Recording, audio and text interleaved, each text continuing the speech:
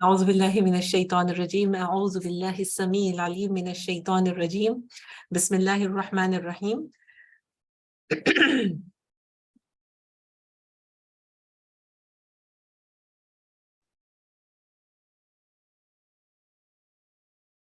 تو یہاں پر اعوذ باللہ من اللہ تعالیٰ فرماتے ہیں اور گمراہی میں وہ انہی کو مبتلا کرتا ہے جو فاسق ہے. آیت نمبر 26 پر ہیں ہم. اب یہ فاسق کون ہے؟ اللہ تعالیٰ فاسقین کی صفت بتا رہے ہیں کہ فاسق کون ہوتے ہیں. اب یہ دوسری کیٹیگری ہے, ٹھیک ہے, جو ہمارے اندر موجود ہوتی ہے, جو برائیاں ہمارے اندر موجود رہتی, اس کا ایک منافقت اور دوسرا ہے فسق. فسق کیا ہے؟ گناہ. اور یہ کیسے گناہ ہے؟ الذین ینقضون عہد اللہ, وہ جو اللہ کے عہد کو مضبوط باندھ لینے کے بعد توڑ دیتے ہیں. اللہ نے جسے جوڑنے کا حکم دیا اسے کاٹتے ہیں. رشتوں کی پاسداری کرے, اپنی صلہ رحمی کے بارے میں بہت خیال رکھیں. جو لوگ رشتوں کو توڑتے ہیں, رشتوں کے بارے میں, اپنے خونی رشتوں کا خیال نہیں رکھتے, وہ فاسق ہیں. اللہ تعالیٰ کہہ رہے ہیں جن کو اللہ نے جوڑنے کا حکم دیا ان کو وہ توڑتے ہیں اور زمین میں فساد برپا کرتے ہیں. فساد کسی بھی طرح کا ہو سکتا, کسی کے گھریلو جھگڑے لگوانا, کسی کی زندگیوں کو خراب کرنا, لوگ کسی کے اوپر جادو کرتے ہیں, لوگ کسی کو تکلیفیں پہنچاتے ہیں, حسد کی نظر سے دیکھتے ہیں, جان بوجھ کے ان کے نقصان کے در پہ ہوتی ہے. یہ تمام چیزیں فساد ہے اور ان سب سے انسان نے بچنا ہے. یہ فسق ہے, ٹھیک ہے.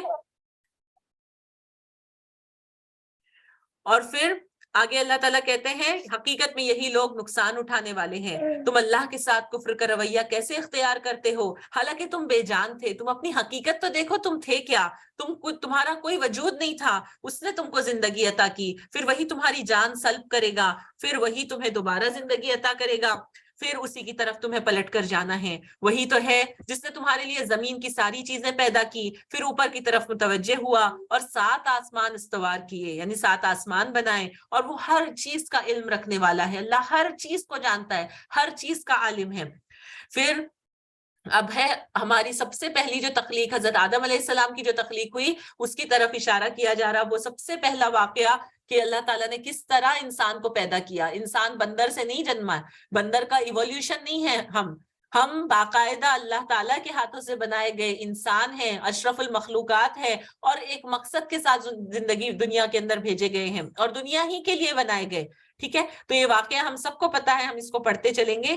اللہ تعالیٰ فرماتے ہیں پھر ذرا اس وقت کا تصور کرو جب تمہارے رب نے فرشتوں سے کہا تھا کہ میں زمین میں ایک خلیفہ بنانے والا ہوں, انی جاعل فی الارض خلیفہ.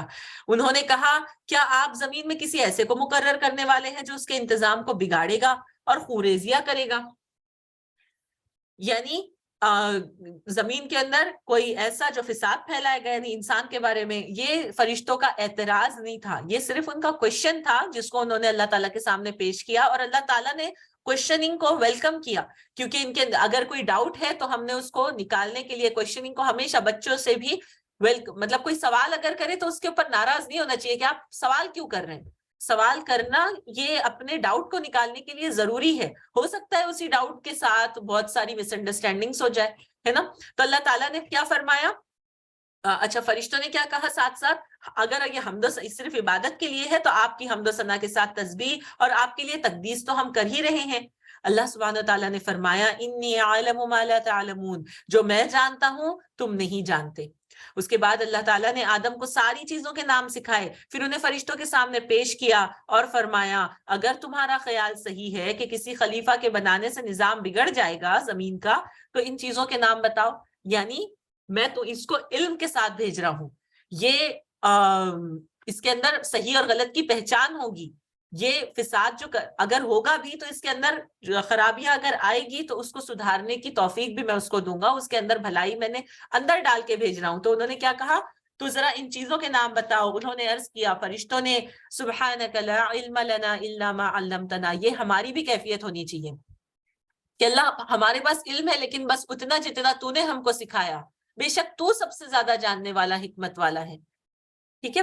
تو پھر اللہ تعالیٰ فرماتے ہیں حضرت آدم علیہ السلام کو حکم دیا گیا کہ اے آدم تم انہیں ان چیزوں کے نام بتاؤ. جب اس نے ان کو اس کے نام بتا دیے تو اللہ نے فرمایا میں نے تم سے کہا نہ تھا کہ میں آسمانوں اور زمین کی وہ ساری حقیقتیں جانتا ہوں جو تم سے مخفی ہے. جو کچھ تم ظاہر کرتے ہو وہ بھی مجھے معلوم ہے, اور جو کچھ تم چھپاتے ہو اسی بھی میں جانتا ہوں. پھر جب ہم نے فرشتوں کو حکم دیا کہ آدم کے آگے جھک جاؤ تو سب جھک گئے مگر ابلیس نے انکار کر دیا. ابلیس جیسے ہم سورہ کہف میں دیکھتے ہیں کان من الجن، اس نے اپنی عبادتوں سے اور اللہ تعالیٰ کی فرما بردار اتنا زیادہ تھا اور اتنا عالم تھا وہ کہ اللہ تعالیٰ نے اس سے خوش ہو کر اس کو فرشتوں کے ساتھ رہنے کا موقع دیا تھا. وہ تھا جنوں میں سے، وہ آگ سے بنا ہوا تھا، لیکن اسی کا اس کو تکبر آ گیا. ابا واستکبر، اللہ تعالیٰ کہتے ہیں اس نے سخت انکار کیا اور نافرمانی اور تکبر کیا اور وہ کافروں میں سے ہو گیا. یعنی انسان کو حق کا انکار اور تکبر کفر کی طرف لے کر چلا جاتا.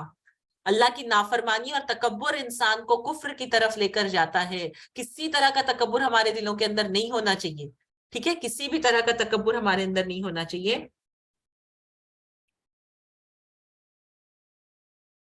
پھر اللہ تعالیٰ نے کہا، پھر ہم نے آدم سے کہا تم اور تمہاری بیوی دونوں جنت میں رہو اور یہاں با فراغت جو چاہو کھاؤ، مگر اس درخت کا رخ نہ کرنا ورنہ ظالموں میں شمار ہوں گے.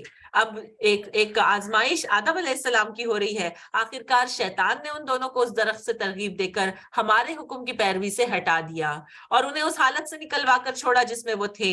ہم نے حکم دیا اب تم سب یہاں سے اتر جاؤ، تم ایک دوسرے کے دشمن ہو اور تمہیں ایک خاص وقت تک زمین میں ٹھہرنا ہے اور وہیں گزر بسر کرنا ہے. ہم بنائے زمین ہی کے لیے گئے تھے.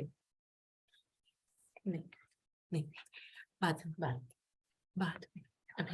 ہاں، تو ہم زمین کے لیے بنائے گئے تھے اور زمین ہی پر ہم نے آنا تھا. انی جاعل فی الارض خلیفہ ہے، زمین کے لیے خلیفہ اللہ نے بنایا ہوا تھا.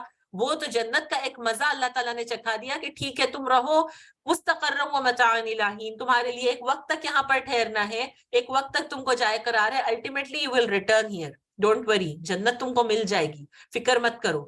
لیکن اب جو یہاں سے نکل رہے ہو تو رسوائی کے ساتھ نہیں. تو حضرت آدم علیہ السلام کو جو علم اللہ نے دیا تھا نا، یہ اس کی بنیاد پر انہوں نے توبہ کی. اور وہ توبہ کے الفاظ بھی کس نے سکھائے؟ فَتَلَقَّى آدَمُ مِن رَبِّهِ. اب حضرت آدم علیہ السلام نے اپنے رب سے وہ کلمات سیکھے.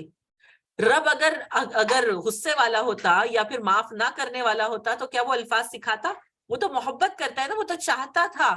اللہ تعالیٰ تو یہی دیکھنا چاہتا تھا کہ جس طرح شیطان نے نافرمانی کی اور تکبر میں اڑ کر اور چیلنج لے کر گیا کہ میں آخری تک میرے کو موقع دے، مجھے زندہ رکھ اور میں قیامت تک ان کو بہکاؤں گا. تو آدم کیا کرتے ہیں؟ آدم نے کیا کیا؟ اپنے رب سے کلمات سیکھے، دعائیہ کلمات سیکھے، اللہ سے معافی مانگی اور وہ کلمات خود اللہ نے سکھا دیے. ہم سورہ اعراف میں پڑھتے ہیں ربنا ظلمنا انفسنا وان لم تغفر لنا وترحمنا لنکونن من الخاسرین. اور پھر اللہ نے کیا کیا؟ ان کلمات کو فتاب علیہ، ان کلمات کو قبول کر لیا، ان کی توبہ کو قبول کر لیا. میرا رب بہت توبہ قبول کرنے والا ہے. اللہ سے دعائیں مانگے، توبہ کریں، گناہوں کی معافی مانگے. بڑے سے بڑا گناہ ہوگا، کتنا بھی بڑا گناہ ہوگا، اللہ اس کو معاف کر دیتا ہے سچی توبہ کے ساتھ، توبۃ نصوحا، کہ اس گناہ کی طرف دوبارہ نہیں لوٹیں گے. اوکے، تو اللہ تعالیٰ معاف کرتا ہے. انہ هو التواب الرحیم، بے شک وہ بہت بڑا معاف کرنے والا، رحم کرنے والا ہے. ٹھیک ہے، اب آ رہے ہیں دنیا میں. ہم نے کہا تم سب یہاں سے اتر جاؤ. پھر جو میری طرف سے کوئی ہدایت تمہارے پاس پہنچے، یعنی کیونکہ شیطان کو بھیجا تو اللہ نے اکیلا نہیں بھیج دیا. اب یہ جو راستے میں آئے گا نا، اللہ تعالیٰ نے پہلے ہی بتا دیا تھا کہ میں تم کو گائیڈ لائنز دیتا رہوں گا، ہاؤ ٹو ڈیل. دنیا میں تم کو کیسے رہنا ہے میں تم کو قدم قدم پر بتاؤں گا، میں تم کو ہدایت دوں گا، میں ہاتھ پکڑ کر تم کو چلاؤں گا. تو تم نے کرنا کیا ہے؟ فمن تبع ہدایا، تو میری ہدایت کی پیروی کرنا ہے. تو اگر تم پیروی کرو گے تو تم کو نہ کوئی خوف ہوگا اور نہ تم غمگین ہوں گی. اور جو ان ہدایت کی پیروی نہیں کرے گا تو وہ لوگ جنہوں نے کفر کیا اور ہماری آیات کو جھٹلا دیا، یہی لوگ آگ والے ہیں، وہ اس میں ہمیشہ ہمیشہ رہیں گے. اللہ تعالیٰ ہم سب کو ایسی ٹھکانے سے بچائے. اب شروع ہوتی ہے امت، جو پہلے کی امت تھی بنی اسرائیل، ان کے تذکرے شروع ہو رہے ہیں یہاں سے. ان کو انعامات یاد کرائے جائیں گے. اور بنی اسرائیل کون ہے؟ بنی اسرائیل دراصل حضرت یعقوب علیہ السلام کی اولاد ہے. اسرائیل جو تھا، اسرائیل کا معنی ہوتا ہے بندہ، اور حضرت یعقوب علیہ السلام کا یہ لقب تھا. اور اسرائیل کی اولاد یعنی بنی اسرائیل. تو حضرت یعقوب علیہ السلام کی 12 اولادیں تھی اور انہی کے کنبے جو ہے آگے چل کے وہ بہت بڑی قوم جو بنے، اور ان میں بہت سارے انبیاء اللہ تعالیٰ نے ان میں بھیجے. حضرت ابراہیم علیہ السلام کی اولاد حضرت اسحاق، اور اسحاق علیہ السلام کی اولاد حضرت یعقوب، اور یعقوب علیہ السلام کی اولاد میں سے بنی اسرائیل ہیں۔ تو اللہ تعالیٰ بتاتے ہیں اے بنی اسرائیل ذرا یاد کرو میری اس نعمت کو جو میں نے تم کو عطا کی تھی، میرے ساتھ تمہارا جو عہد تھا اسے تم پورا کرو، تو میرا جو عہد تمہارے ساتھ تھا اسے میں پورا کروں گا اور تم مجھی سے ڈرو۔ اوکے، اللہ کے وعدوں کو پورا رکھنا ہے۔ یہاں پر یہ نہ سمجھے کہ صرف بنی اسرائیل سے بات ہو رہی ہے، ہم سے یہ انڈائریکٹلی حکم دیا جا رہا کہ تم نے یہ کام کرنا ہے، اللہ کے وعدوں کو پورا کرنا ہے، اللہ تعالیٰ سے ڈرتے رہنا ہے، اللہ تعالیٰ اپنے وعدوں کو ضرور پورا کرے گا۔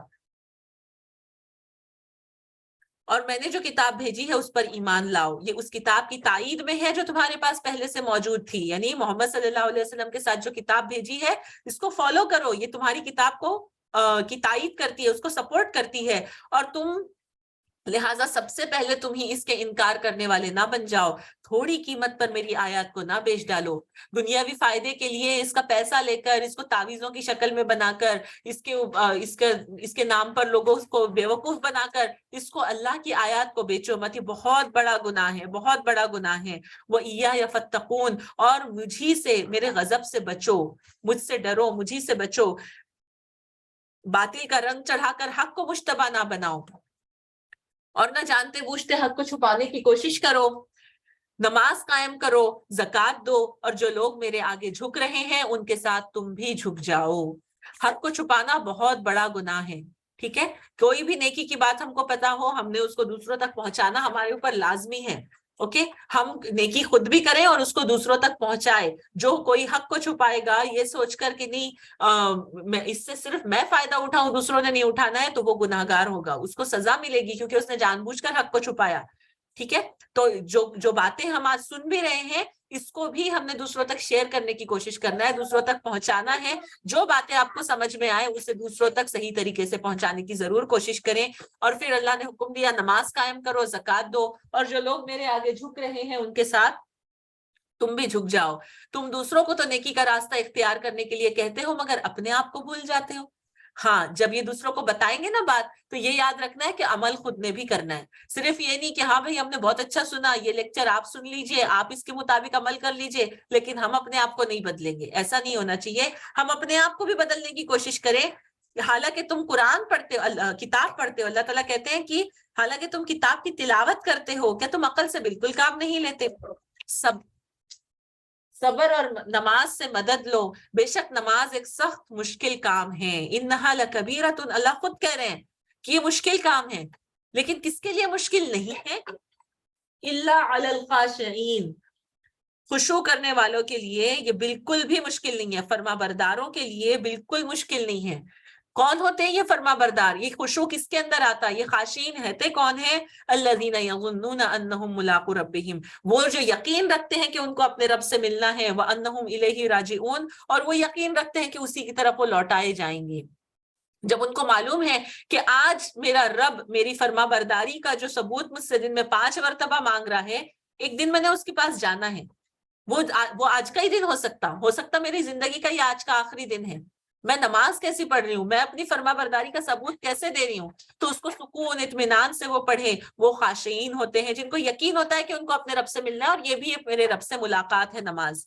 اے بنی اسرائیل یاد کرو میری وہ نعمت جو میں نے تم کو دی، اور میں نے تم کو تمام عالمین پر فضیلت عطا کی، اور ڈرو اس دن سے جب کوئی کسی کے ذرا کام نہ آئے گا، نہ کسی کی طرف سے سفارش قبول ہوگی، اور نہ کسی کو فدیہ لے کر چھوڑا جائے گا۔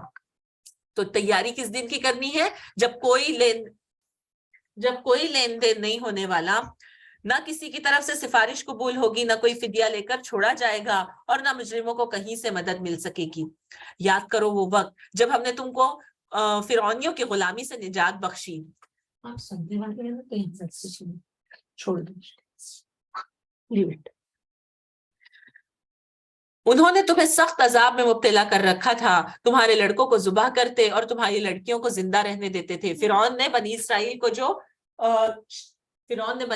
جو غلام بنا کر رکھا ہوا تھا اس کا ذکر اللہ تعالیٰ کر رہے کہ کتنے سالوں سال تم اس غلامی کے اندر مبتلا رہے، اور سوچو ہم نے تم کو ان سے نجات دلائی، ٹھیک ہے، جو تمہاری لڑکوں کو قتل کرتے اور لڑکیوں کو زندہ رہنے دیتے، اور اس میں دراصل اس حالت میں تمہارے رب کی طرف سے بڑی آزمائش تھی تمہاری کہ تم کتنا ثابت قدم رہتے ہو، تم کتنا اپنے رب کو یاد رکھتے۔ ایسا نہیں تھا کہ حضرت موسیٰ علیہ السلام کے آنے کے پہلے ان کو دین ایمان کچھ پتا نہیں تھا، یہ تو نبی کی اولاد ہے نا، حضرت یوسف علیہ السلام ان کے پاس تھے، اس کے پہلے یعقوب علیہ السلام تھے، ان سب کو معلوم تھا کہ اللہ کون ہے، صبر کیا ہے.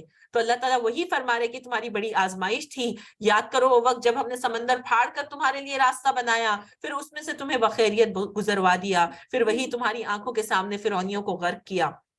یاد کرو جب ہم نے موسیٰ علیہ السلام کو 40 شبانہ روز کے لیے کی قرارداد پر بلایا تو اس کے پیچھے تم بچڑے کو اپنا معبود بنا بیٹھے. یہ تفصیلات انشاءاللہ آگے ہم بہت ڈیٹیل میں پڑھیں گے. اس وقت تم نے بڑی زیادتی کی تھی مگر اس پر بھی ہم نے تمہیں معاف کر دیا. دیکھیے شرک کیا پھر توبہ کی تو اللہ نے ان کو معاف کر دیا. اوکے، لیکن جن لوگوں نے شرک کیا تھا اس وقت، جو لوگ اس کے اندر ملوث ہوئے تھے، ان کو آگے ہم اس کا تذکرہ پڑھیں گے کہ ان کو تو قتل کرنے کا حکم دے دیا گیا تھا جنہوں نے جان بوجھ کے یہ کام کیا. لیکن جن لوگوں نے اس کو ہونے دیا اور پھر اللہ سے معافی مانگ لی، یعنی دیکھتے ہوئے بھی وہ خود تو ملوث اس کے اندر نہیں ہوئے لیکن اللہ سے معافی مانگ لی اس کے بعد کہ انہوں نے غلط کو روکنے کی کوشش نہیں کی، اللہ تعالیٰ نے ان کو معاف کر دیا. اللہ بہت معاف کرنے والا ہے. یہ معافی وہ اس لیے دیتا ہے کہ تاکہ بندہ شکر گزار ہو، تاکہ تم شکر گزار بنو. پھر آگے آیت نمبر 53 میں اللہ تعالیٰ فرماتے ہیں، یاد کرو ٹھیک اس وقت جب تم یہ ظلم کر رہے تھے ہم نے موسیٰ علیہ السلام کو کتاب اور فرقان عطا کی. یہ کون سا ظلم ہے؟ شرک دراصل ظلم ہے اپنے نفس کے اوپر. نفس کا حق ہے کہ ایک اللہ کی عبادت کرے وہ، لیکن جب بندہ اس کو کئیوں کی عبادت کرواتا، اللہ کے سوا کسی اور کے سامنے جھکاتا ہے، وہ دراصل اپنے نفس کے اوپر ظلم کرتا ہے. تو شرک سب سے بڑا ظلم ہے. تو اللہ تعالیٰ فرماتے ہیں اس وقت جب تم یہ ظلم کر رہے تھے تب ہم موسیٰ کو ادھر کتاب اور فرقان عطا کی تاکہ اس کے ذریعے سے تم سیدھا راستہ پا سکو. یاد کرو جب موسیٰ علیہ السلام یہ نعمت لیے ہوئے پلٹا تو اس نے اپنی قوم سے کہا، لوگوں تم نے بچڑے کو معبود بنا کر اپنے اوپر سخت ظلم کیا ہے، لہٰذا تم لوگ اپنے خالق کے حضور توبہ کرو اور اپنی جانوں کو ہلاک کرو، اسی میں تمہارے خالق کے نزدیک تمہاری بہتری ہے. اس وقت تمہارے خالق نے تمہاری توبہ قبول کی، وہ بڑا معاف کرنے والا رحم کرنے والا ہے. اللہ تعالیٰ ہمارے بھی تمام چھوٹے بڑے گناہوں کو معاف کر دے، ہمارے والدین کے، ہمارے عزیز و اقارب کے تمام گناہوں کو معاف کر دے، وہ بڑا معاف کرنے والا ہے. یاد کرو جب تم نے موسیٰ علیہ السلام سے کہا تھا کہ ہم تمہارے کہنے کا ہرگز یقین نہ کریں گے جب تک کہ اپنی آنکھوں سے علانیہ خدا کو تم سے کلام کرتے نہ دیکھ لیں. پھر انہوں نے مطالبہ کیا کیا؟ بڑی سرکش قوم تھی، اتنی ساری نعمتیں دیکھنے کے باوجود انہوں نے پے در پے اللہ تعالیٰ کی نافرمانیاں کی. اللہ تعالیٰ اسی کا تذکرہ کر رہے کہ انہوں نے یہ تک کہا کہ ہم تم کو نہیں مانیں گے جب تک ہم تم کو بات کرتے ہوئے نہیں، صرف ہم کو اللہ تعالیٰ کو علانیہ دیکھنا ہے، کھلم کھلا سامنے سے دیکھنا ہے. تو پھر اللہ تعالیٰ نے ان کی اس ڈیمانڈ کے بدلے میں کیا کیا کہ ان کو ایک صاعقہ، ان کے اوپر ایک بجلی گری. اتنے ڈھیٹ ہو تم کہ اللہ تعالیٰ کو دیکھنے کی تمہاری حیثیت دنیا کے اندر کوئی انسان اللہ تعالیٰ کو نہیں دیکھتا، کوئی بھی نہیں دیکھ سکتا. اللہ تعالیٰ قرآن کے اندر کہتے ہیں کہ لا یدرکہ الابصار، اس کو اللہ تعالیٰ کی ذات کو کوئی آنکھیں دیکھ نہیں سکتی اور وہ ہر نگاہ کو پا لیتا ہے. ہر نگاہ کی چوریاں اس کو پتا ہے، ہر نگاہ کی باریکیاں اس کو پتا ہے، لیکن کوئی نگاہ اللہ تعالیٰ کو نہیں دیکھ سکتی. وہ تو فیض ہوگا نیکوکاروں کو، ایمان والوں کو، جو قیامت میں ملے گا کہ اللہ کا دیدار ملے گا. اللہ تعالیٰ ہم سب کو اس میں شامل کرے. ٹھیک ہے، پھر اللہ تعالیٰ فرماتے ہیں کہ تم کو جب تم نے اپنی آنکھوں سے، اس وقت تمہارے دیکھتے دیکھتے ایک زبردست سائقے نے تم کو آ لیا، تم بے جان ہو کر گر چکے تھے مگر پھر ہم نے تم کو جلا اٹھایا، شاید کہ اس احساس کے بعد تم شکر گزار بن جاؤ. ہم نے تم پر ابر کا سایہ کیا، من و سلوہ کی غذا تمہارے لیے فراہم کی اور تم سے کہا کہ جو پاک چیزیں ہم نے تمہیں بخشی ہے انہیں کھاؤ، مگر تمہارے اسلاف نے جو کچھ کیا وہ ہم پر ظلم نہ تھا بلکہ انہوں نے آپ اپنے ہی اوپر ظلم کیا. نہیں آپ ابھی نہیں بات، پلیز پلیز بات پکا، ابھی جناب آئیں گے بھائی جی. پھر یاد کرو جب ہم نے کہا تھا یہ بستی جو تمہارے سامنے ہے اس میں داخل ہو جاؤ، اس کی پیداوار جس طرح چاہو مزے سے کھاؤ، مگر بستی کے دروازے میں سجدہ ریز ہوتے ہوئے داخل ہونا اور کہتے جانا حطتن حطتن، یعنی بخش دے معاف کر دے. جب ان کو اللہ تعالیٰ نے رہنے کے لیے ٹھکانہ دیا تو فلسطین میں جب داخل ہو رہے تھے تو اللہ تعالیٰ نے حکم کیا دیا تھا کہ فرما برداروں کی طرح مغفرت مانگتے ہوئے داخل ہونا، تو ہم تمہاری خطاؤں سے درگزر کریں گے اور نیکوکاروں کو مزید فضل و کرم سے نوازیں گے. یہ اللہ تعالیٰ کا وعدہ ہے، وہ محسنین کو زیادہ دیتا ہے. محسن کون ہوتا ہے؟ جو کسی کے حق سے زیادہ دے. ٹھیک ہے، جو بہترین سے بہترین حسن کے ساتھ کام کرنے والا، اللہ تعالیٰ اس کو پسند کرتا ہے اور اللہ تعالیٰ اس کو زیادہ عطا کرتا ہے. ہم اپنی زندگی کے ہر معاملے میں ضرور یہ دیکھیں کیا میں محسن ہوں, کیا میں نیکیاں, عبادتیں, بھلائیاں جو کچھ بھی میں اپنی زندگی کا کر رہی, am I doing it with my best؟ میں اپنا اچھا, سب سے اچھا جو حصہ ہے وہ دے رہی ہوں, یا پھر صرف کام چلاؤ نکال رہی ہوں؟ زندگی بھی ایسی ہی چلی جائے گی. تو ہم نے یہ خیال رکھنا ہے کہ ہم نے محسنین میں شامل ہونا ہے. واللہ یحب المحسنین, اللہ محسنین کو پسند کرتا ہے. اوکے, اور ان کو زیادہ دیتا ہے. جب بندہ آگے والے کے حق سے زیادہ دیتا ہے, اپنی عبادتوں کے اندر اپنے نارمل سے زیادہ کرنے کی کوشش کرتا ہے, زیادہ خوبصورتی لانے کی کوشش کرتا, اس کے اوپر اس کو خوبصورت بنانے کی کوشش کرتا, اس پہ محنت کرتا, تو اللہ تعالیٰ بھی اس کو نوازتا ہے پھر. ٹھیک ہے, تو اللہ تعالیٰ سے مغفرت مانگیں گے, وہ گناہوں کو معاف کرے گا, اور جو محسنین ہیں ان کو وہ حد سے زیادہ دے گا, ان کی فضل سے زیادہ دے گا. مگر جو بات کہی گئی تھی ظالموں نے اسے بدل کر کچھ کا کچھ کر دیا. مطلب ان لوگوں نے بات کو بدل دیا. کہا گیا تھا کہ استغفار کرتے ہوئے داخل ہونا, اور وہ ڈھول تاشے پیٹتے ہوئے, گھسٹتے ہوئے اس کے اندر داخل ہوئے, یعنی انہوں نے حد کر دی اپنی نافرمانی کی. تو آخرکار ہم نے ظلم کرنے والوں پر آسمان سے عذاب نازل کیا. یہ سزا تھی ان نافرمانیوں کی جو وہ کر رہے تھے. دیکھیں اللہ بہت غفور الرحیم ہے, معاف کرنے میں بہت اعلیٰ, انہ هو التواب الرحیم. لیکن جب سزا دینے پر آتا ہے تو اس جیسی سزا کوئی نہیں دے سکتا, کوئی اس کی سزا سے بچ بھی نہیں سکتا. ٹھیک ہے, تو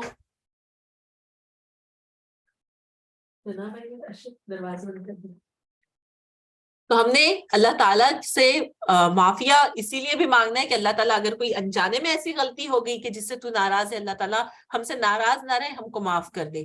پھر آگے اور ایک نعمت یاد دلائی جا رہی. یاد کرو جب موسیٰ علیہ السلام نے اپنی قوم کے لیے پانی کی دعا کی, ہم نے کہا کہ فلاں چٹان پر اپنا عصا مارو, چنانچہ اس سے 12 چشمے پھوٹ نکلے. 12 کیوں؟ کیونکہ 12 قبیلے تھے, اور وہ ہر ایک جو تھا وہ ایک علامت کے ساتھ تھا کہ یہ فلاں قبیلے کا چشمہ ہے.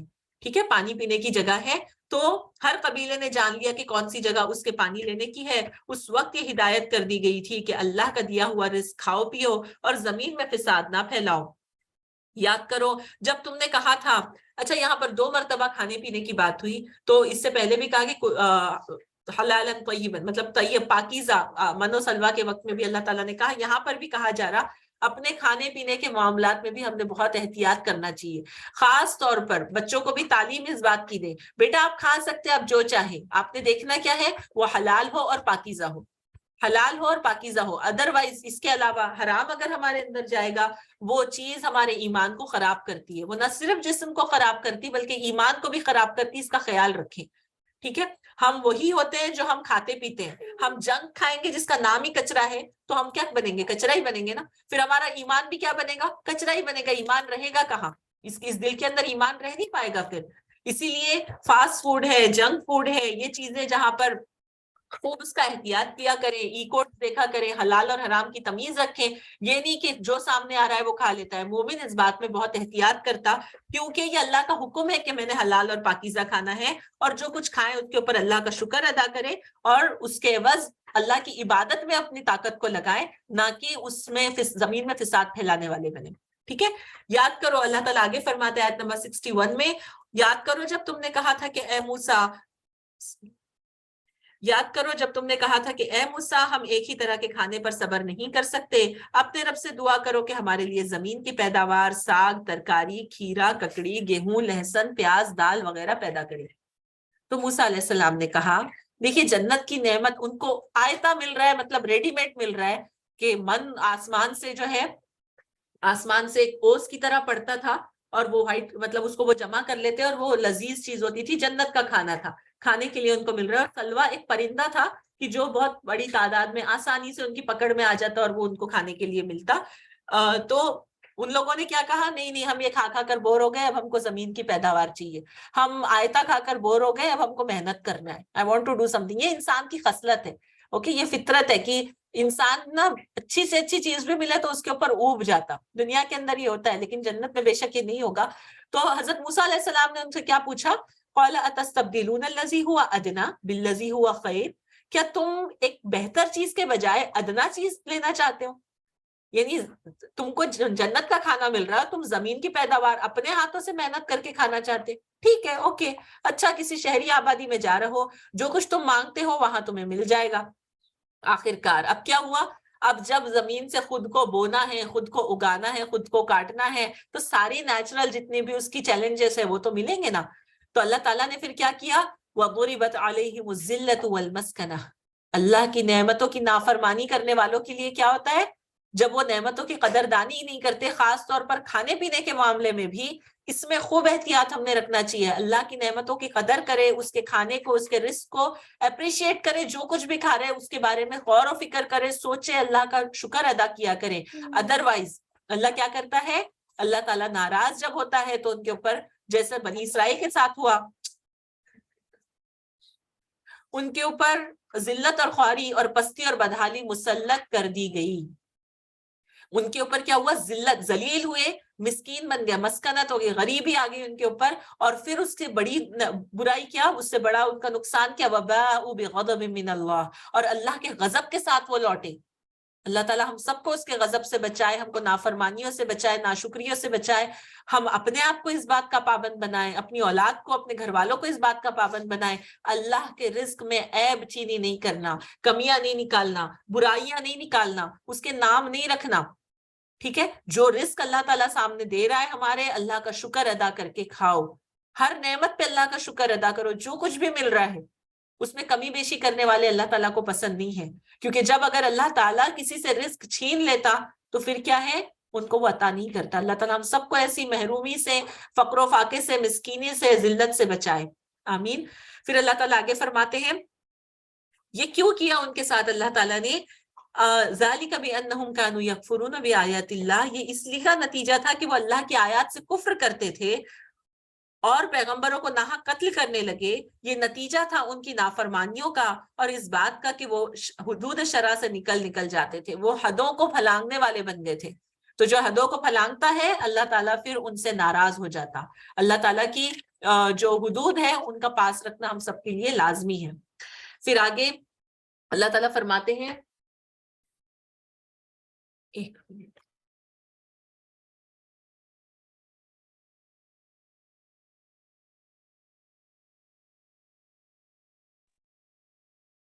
اعوذ باللہ من الشیطان الرجیم.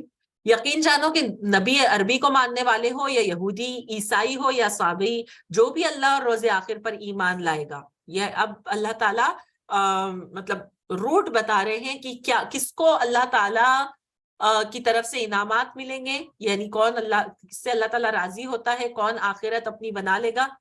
صرف وہ جو من آمن باللہ والیوم الآخر وعمل صالحا. یہ تین چیزیں لازمی ہیں: ایمان، آخرت کے اوپر یقین، ایمان آخرت پر بھی، اور اس کے ساتھ ساتھ وہ نیک کام بھی کرے. بس یہ سوچتا رہے ہاں آخرت آئیں گی، قیامت آنے والی ہے، فلاں نشانیاں آ گئی ہے، اب تو یہ بھی ہو گیا، اب تو وہ بھی ہو گیا، آپ سے کی حدیثیں پوری ہو رہی، لیکن عمل کوئی نہیں کر رہا، اپنے آپ کو بدلنے کی کوشش کوئی نہیں کر رہا. تو وہ انسان بھی تو بے وقوف ہے نا، کہ جو سب کچھ جاننے کے بعد بھی اپنے آپ کو تبدیل نہیں کرتا، عبادتوں میں نہیں بڑھتا، نیکیاں نہیں کرتا. عمل صالح لازمی ہے. تو ان کا اجر ان کے رب کے پاس ہے. جو کوئی یہ کرے گا ان کا اجر ان کے رب کے پاس ہے، نہ کوئی ان کو خوف ہوگا اور نہ وہ غمگین ہوں گے. یاد کرو وہ وقت جب ہم نے طور کو تم پر اٹھا کر تم سے پختہ عہد لیا تھا اور کہا تھا کہ جو کتاب ہم تمہیں دے رہے ہیں اسے مضبوطی کے ساتھ تھامنا، اور جو احکام و ہدایت اس میں درج ہے انہیں یاد رکھنا. اسی ذریعے سے توقع کی جا سکتی ہے کہ تم تقویٰ کی روش پر چل سکو گے. مگر اس کے بعد تم اپنے عہد سے پھر گئے. اس پر بھی اللہ کے فضل اور اس کی رحمت نے تمہارا ساتھ نہ چھوڑا، ورنہ تم کبھی کے تباہ ہو چکے ہوتے. ابھی بھی سوچے، اللہ تعالیٰ کی رحمت اور اس کے فضل نے ہم کو چھوڑا نہیں ہے، ورنہ ہم تو کبھی کے رون دیے گئے ہوتے امت مسلمہ ہونے کے باوجود. کیونکہ ہم نے بھی تو اللہ تعالیٰ کی انعامات، اللہ تعالیٰ کی کتاب، اللہ اور اس تقویٰ کی روش جس کے اوپر چلنے کا حکم دیا گیا تھا، ہم نے بھی تو اس کو پیچھے ڈال دیا نا. لیکن اللہ نے ابھی بھی ہمارے اوپر اپنی نظر کرم رکھی ہوئی ہے، اپنی رحمت کا سایہ رکھا ہوا ہے. اللہ تعالیٰ بندوں سے، اللہ تعالیٰ نے ہم کو چانس دیا ہوا ہے. اسی لیے یہ زندگی کا جو فائدہ اللہ نے ہم کو دیا اس کو نعمت جانے اور اپنے آپ کو درست کرنے کی کوشش کرے. کبھی یہ نہ سوچے، شیطان یہ نہ دماغ میں ڈالنے پائے کہ نہیں اللہ ہم سے بہت ناراض ہے، ہماری کیا قبول کرے گا، ہماری عبادتیں نہیں قبول کرتا، ہم نہیں کچھ کرنا، ہم تو ہے ہی جہنمی. کچھ ایسے بھی ہوتے ہیں جو پوری امید چھوڑ دیتے، ہاں ہم نے تو جہنم میں ہی جانا ہے، وہیں پر ملیں گے. نعوذ باللہ ثم نعوذ باللہ. کوئی معمولی جگہ نہیں ہے جہنم، کوئی خوشی اور مزے کی جگہ نہیں ہے. جب اس کے بارے میں اگر سن لے کوئی تو دنیا کے اندر ہی اس کے مطلب اس سے پناہ پناہ بپناہ مانگنے لگے. تو تو ہم نے اس کا خیال رکھنا ہے کہ ہم اس کے ساتھ اللہ تعالیٰ کی رحمت سے نا امید نہ ہو, اس سے مایوس نہ ہو. پھر آگے اللہ تعالیٰ آیت نمبر 65 میں فرماتے ہیں, پھر تمہیں اپنی قوم کے ان لوگوں کا قصہ تو معلوم ہی ہے جنہوں نے سبت کا قانون توڑا تھا. سبت جو ہے سیٹرڈے کے دن اللہ تعالیٰ نے ان کو حکم دیا تھا کہ اس دن تم نے کوئی دوسرا دنیاوی کام نہیں کرنا ہے, صرف عبادت کرنا ہے, اور پورا دن تم نے رہنا ہے, صرف عبادت کے اندر گزارنا ہے. جیسا ہمارے لیے جمعہ ہے تو وہ ہاف ڈے ہے جس کے اندر ہم عبادت کرتے ہیں اور جمعہ کی جو جتنے بھی لوازمات ہیں وہ سب کرتے ہیں, ان کے لیے سیٹرڈے تھا. آج بھی یہود جو ہے وہ سبت کے دن, سیٹرڈے کے دن کوئی کام نہیں کرتے, وہ عبادتوں میں گزارتے. کچھ ہوں گے ایسے بے شک, تو خیر ان میں سے کچھ نے کیا کیا تھا, اس میں ہیلا بہانہ کیا, کیا چیٹنگ کرنے کی کوشش کی کہ وہ لوگ رہتے تھے سمندر کے کنارے جہاں پر مچھلیاں ان کا کاروبار تھا, اور پھر جب وہ کیا کرتے جمعہ کی رات میں جال ڈال دیتے اور پھر اتوار کے دن اس کو نکال لیتے. یعنی ہم نے سنیچر کو تو کچھ بھی نہیں کیا. اب مچھلیاں جو تھی, آگے قرآن میں ہی اللہ تعالیٰ فرماتے ہیں کہ وہ بھی ایک آزمائش تھی کہ مچھلیاں اسی دن اوپر آتی تھی زیادہ آسانی سے. تو ان لوگوں نے یہ کیا کہ نہیں بھائی ہم کیا کریں, جمعہ کے دن جال ڈال دیں گے, پھنس تو جائے گی مچھلی, اتوار کو نکال لیں گے. اوکے, یہ بہانے یہ ہیلے اللہ تعالیٰ کو پسند نہیں ہے, اور اللہ تعالیٰ نے اس طرح کی غلطی کی وجہ سے ان کو بندر بنا دیا. اوکے, تو اللہ کے دین کے عبادت کے معاملے میں کوئی ہیلے بہانے بالکل بھی نہیں کرنے چاہیے, خیال رکھیں اس کا. ٹھیک ہے, تو اللہ تعالیٰ فرماتے ہیں کہ ہم نے انہیں کہہ دیا کہ بندر بن جاؤ, اس حال میں رہو ہر طرف سے تم پر دھتکار پھٹکار پڑے. اس طرح ہم نے ان کے انجام کو اس زمانے کے لوگوں اور بعد کے آنے والی نسلوں کے لیے عبرت اور ڈرنے والوں کے لیے نصیحت بنا کر چھوڑا. پھر وہ واقعہ یاد کرو جب موسیٰ علیہ السلام نے اپنی قوم سے کہا کہ اللہ تمہیں ایک گائے ذبح کرنے کا حکم دیتا ہے. اس کی تفصیلات ہم نے جب ہم حضرت موسیٰ علیہ السلام کے واقعے کو پڑھ رہے تھے تب ہم نے دیکھا تھا ایک شخص کا قتل ہو گیا تھا, تو اس کے اوپر وہ جھگڑا کرنے لگے تھے. تو حضرت موسیٰ علیہ السلام سے اللہ تعالیٰ نے یہ حکم دیا کہ ان سے کہو کہ وہ گائے کو ذبح کریں گے. اب مقصد پورا نہیں بتایا گیا تھا کہ کیوں, تو وہ کیا کہنے لگے, ارے ہم آپ کو قاتل کا نام پوچھ رہے اور آپ کہہ رہے کہ گائے ذبح کرو. تو اس پر انہوں نے کیا کہا, کہنے لگے کہ تم ہم سے مذاق کرتے ہو. موسیٰ علیہ السلام نے کہا میں اس سے خدا کی پناہ مانگتا ہوں کہ جاہلوں کی سی بات کروں. یعنی یہ جو جھوٹ ہے یہ مذاق ہے, مذاق میں بھی جھوٹ کا بولنا یہ جاہلانہ کام ہے. تو اپریل فول منانے والے لوگوں کو میں تو مذاق میں آپ کو یہ کہہ رہی تھی, میں تو ایسے ہی جھوٹ بول رہی تھی, یا پھر ہم جھوٹ کو جھوٹ نہیں بولتے, ہم کہتے ہیں ہم تو مذاق کر رہے تھے. بات بنا دینا, ہم پرینک کر رہے تھے, ایک نیا ورڈ آ گیا, پرینک کر رہے تھے. ٹھیک ہے, آگے والے کو یہ پرینکس جو کرنا ہے نا, یہ دراصل آگے کو بیوقوف بنانا یا جھوٹ بولنا یا جھوٹی مذاق کرنا, یہ سب جاہلانہ کام ہے. ہم نے اس سے بچنا چاہیے, بچوں کو بھی یہ سمجھانا چاہیے کہ یہ چیزیں صحیح نہیں ہیں. اب اس کو کتنا بھی ماڈرن نام دیتے, جھوٹ جھوٹ ہے اور یہ جاہلوں کا کام ہے. حضرت موسیٰ علیہ السلام نے کہا میں اس سے اللہ کی پناہ مانگتا ہوں کہ جاہلوں کی سی بات کروں. اچھا, تو انہوں نے کہا ٹھیک ہے, اپنے رب سے ذرا درخواست کرو کہ وہ ہمیں اس گائے کی کچھ تفصیل بتائے. موسیٰ علیہ السلام نے کہا اللہ کا ارشاد ہے وہ ایسی گائے ہونی چاہیے جو نہ بوڑھی ہو نہ بچیا بلکہ اوسط عمر کی ہو, لہٰذا جو حکم دیا جاتا ہے اس کی تعمیل کرو. پھر کہنے لگے اپنے رب سے یہ اور پوچھ دو کہ اس کا رنگ کیسا ہو. موسیٰ علیہ السلام نے کہا وہ فرماتا ہے زرد رنگ کی گائے ہونی چاہیے جس کا رنگ ایسا شوخ ہو کہ دیکھنے والے کا جی خوش ہو جائے. پھر بولے اپنے رب سے صاف صاف پوچھ کر بتاؤ کیسی گائے مطلوب ہے. ہمیں اس کی تعین میں اشتباہ ہو گیا, یعنی ساری گائیں ہم کو ایک ہی جیسی لگ رہی ہے تو ہم نہیں وہ کر پا رہے, حالانکہ وہ کرنا نہیں چاہ رہے تھے, اس لیے اتنے سوالات پہ سوالات پوچھنے لگے تھے. تو اللہ تعالیٰ فرماتے ہیں پھر بولے اپنے اللہ تعالیٰ نے چاہا تو ہم اس کا پتہ پا لیں گے. ہاں, انہوں نے انشاءاللہ کہا ساتھ میں کہ ہم اس کا پتہ پا لیں گے, اور پھر انہوں نے کہا کہ ہم پھر گائے کو ڈھونڈیں گے. تو موسیٰ علیہ السلام نے جواب دیا اللہ کہتا ہے وہ ایسی گائے ہے جس سے خدمت نہیں لی جاتی, نہ زمین جوتتی ہے نہ پانی کھینچتی ہے, صحیح سالم بالکل بے داغ ہے. اس پر وہ پکار اٹھے ہاں اب تم نے ٹھیک پتہ بتایا. پھر انہوں نے اسے ذبح کیا ورنہ وہ ایسا کرتے معلوم نہ ہوتے تھے. تو اس میں کئی ایک اس کے اندر حکمت تھی یہ گائے کو ذبح کروانے میں. ایک تو یہ کہ وہ جو گائے کی محبت ان کے دلوں کے اندر بیٹھ گئی تھی بچڑے کی پوجا کرنے کی وجہ سے, وہ نکالی جائے, اپنے ہاتھوں سے اس کو ذبح کریں وہ. اور دوسرا یہ آگے جس کا تذکرہ آ رہا ہے اللہ تعالیٰ فرماتے ہیں اور تمہیں یاد ہے وہ واقعہ جب تم نے ایک شخص کی جان لی تھی, یعنی بنی اسرائیل نے, پھر اس کے بارے میں جھگڑنے اور ایک دوسرے پر قتل کا الزام تھوپنے لگے تھے, اور اللہ نے فیصلہ کر لیا تھا کہ جو کچھ تم چھپاتے ہو اسے کھول کر رکھ دے گا. اب جس شخص نے اصل میں قتل کیا تھا وہی واویلا مچا رہا تھا کہ ہاں میرے فلاں جو انکل ہے وہ قتل ہو گئے، اور پھر وہ دوسروں کے اوپر الزام لگانے لگے. نہیں تو اللہ تعالیٰ نے پھر اس ذریعے سے یہ جو گائے کو ذبح کروایا گیا اسی سے اس قاتل کا نشاندہی بھی کی گئی. اس وقت ہم نے حکم دیا کہ مقتول کی لاش کو اس کے ایک حصے سے ضرب لگاؤ، یعنی جو گائے جو ذبح کی گئی تھی اس کے ایک حصے سے وہ جو ڈیڈ باڈی تھی اس کو جب مارا گیا، اس کو ٹچ کیا جب، تو اس کو ضرب لگائی تو اللہ تعالیٰ نے اس کو زندہ کر دیا. وہ جو مردہ تھا وہ زندہ ہوا، اس نے اپنے قاتل کا نام بتایا اور پھر دوبارہ سے مر گیا. تو یہ اس میں کتنی چیزیں ہوں گی، ایک تو گائے کی محبت دل سے نکالنا، دوسرا یہ کہ قاتل کون تھا جس کے اوپر جھگڑا ہو رہا تھا، فساد ہو رہا تھا، وہ پتا چل گیا، تیسرا یہ کہ اللہ تعالیٰ یہ بتاتے ہیں کہ اسی طرح مرنے کے بعد تم اٹھائے جاؤ گے. دیکھو تم نے ایک ضرب خود ہی اپنے ہاتھ سے لگائی اور اللہ تعالیٰ نے اس کو زندہ کر دیا، اسی طرح تم بھی مرنے کے بعد اٹھ جاؤ گے. It's not a big thing for اللہ کے لیے کوئی بڑی بات نہیں ہے مرے ہوں کو زندہ کرنا. اوکے تو اللہ تعالیٰ فرماتے ہیں دیکھو اس طرح اللہ مردوں کو زندگی بخشتا ہے اور تمہیں اپنی نشانیاں دکھاتا ہے تاکہ تم سمجھو، مگر ایسی نشانیاں دیکھنے کے بعد پھر آخرکار تمہارے دل سخت ہو گئے. کیا ہمارے دل اللہ تعالیٰ کی نشانیوں کو دیکھنے کے بعد سخت ہوتے ہیں؟ کبھی ایسا ہوتا کہ اتنی نعمتیں ہم دیکھتے ہیں پھر بھی ہم اللہ کے سامنے سجدہ نہیں کرتے؟ کبھی اتنی مطلب پریشانیوں کے عالم میں بھی اللہ تعالیٰ کے سامنے گڑ گڑاتے نہیں؟ یا پھر نعمتیں دیکھنے کے باوجود کبھی دل کے اندر یہ کلمات نہیں آتے کہ اللہ ہر نعمت کے لیے تیرا شکر ہے؟ یا غلطیاں کرنے کے بعد ہمارے دل اتنے سخت ہو جاتے کہ ہم توبہ کرنا ہی نہیں چاہتے، ہم معافی مانگنا ہی نہیں چاہتے؟ تو اللہ تعالیٰ ایسے لوگوں کی نشاندہی کر رہے ہیں، یہاں بتا رہے ہیں کہ ان کے دل سخت ہوئے، اور کیسے سخت؟ پتھروں سے زیادہ سخت. ہم غلطیاں کرنے کے بعد آنکھوں سے آنسو نہیں بہتے، اللہ تعالیٰ کے سامنے توبہ بھی جب کرتے ہیں تو ہاں اللہ معاف کر دے والی بات ہوتی ہے، بس کہ احسان کر دیا ایک جملہ کہہ کے توبہ توبہ ہاتھ سے کر لیا اور بات ختم ہو گئی.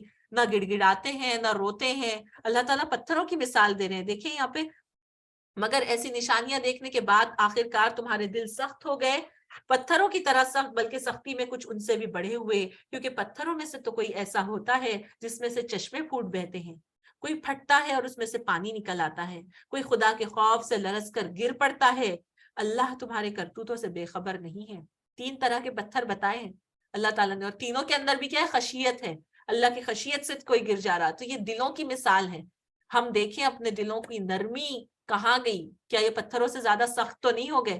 اس کو نرم کریں اللہ کے ذکر سے، توبہ اور استغفار سے، اس کو سینچے، اس کے خرابیاں نکالیں صدقہ خیرات کر کے.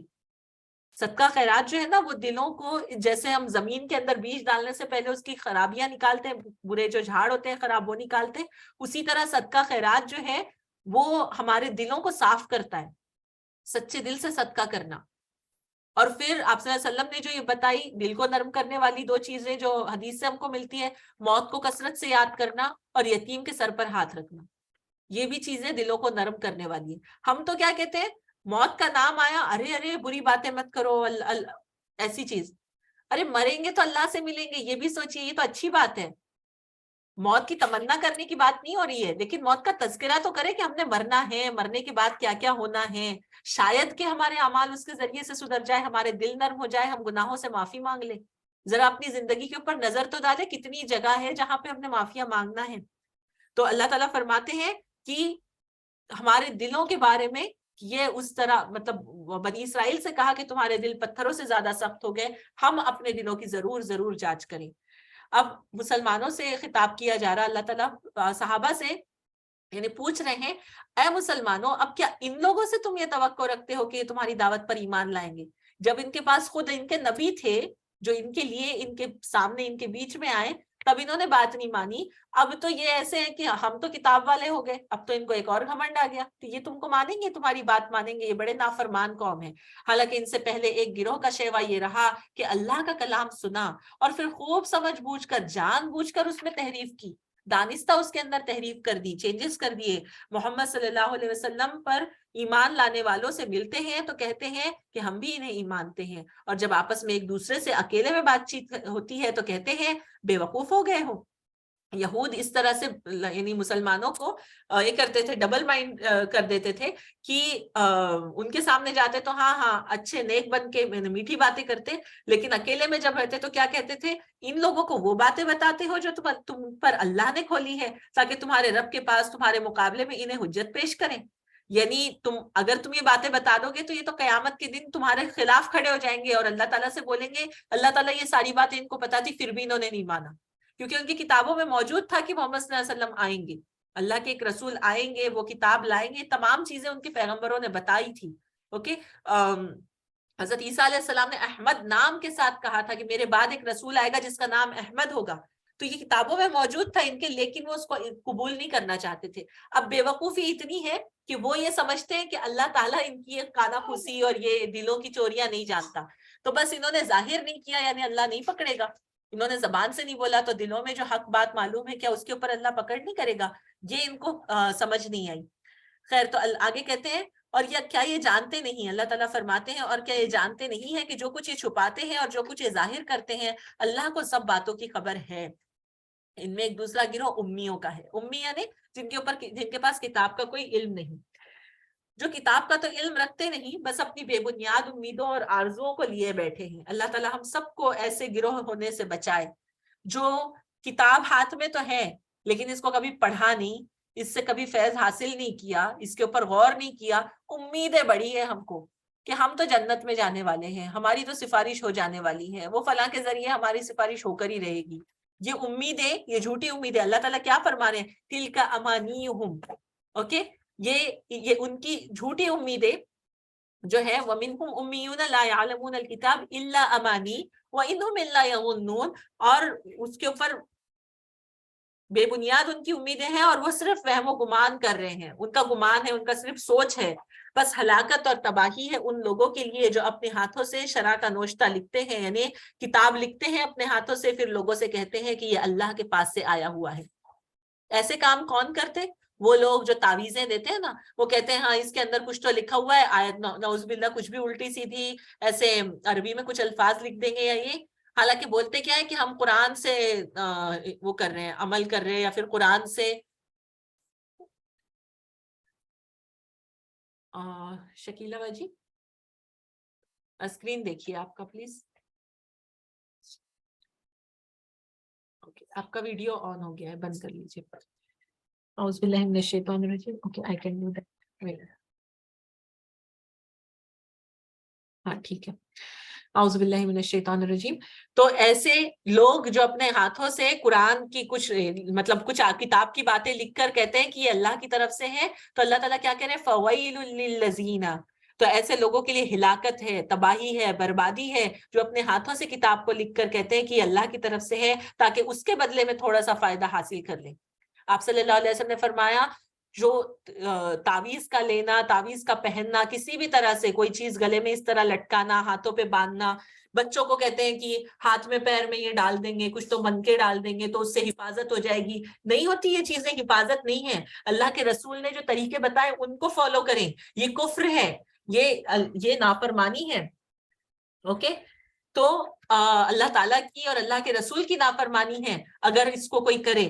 ٹھیک ہے، تو اس سے بچنا چاہیے، اس طرح کے کفر سے، اس طرح کے شرک سے ہم نے بچنا چاہیے. اللہ کے سوا کوئی حفاظت نہیں کر سکتا، اور اللہ تعالیٰ کی حفاظت کے لیے اس نے ہم کو قرآن دیا، قرآن کی آیتیں دی.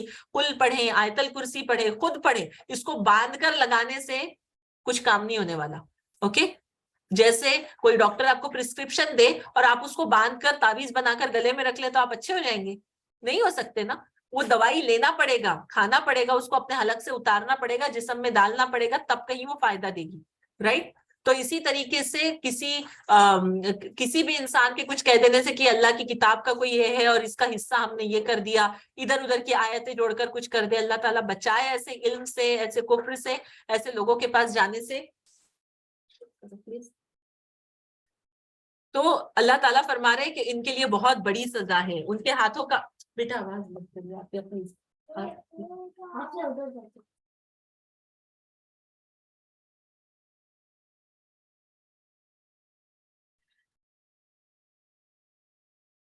ان کے ہاتھوں کا یہ لکھا بھی ان کے لیے تباہی کا سامان ہے، اور ان کی یہ کمائی بھی ان کے لیے موجب ہلاکت.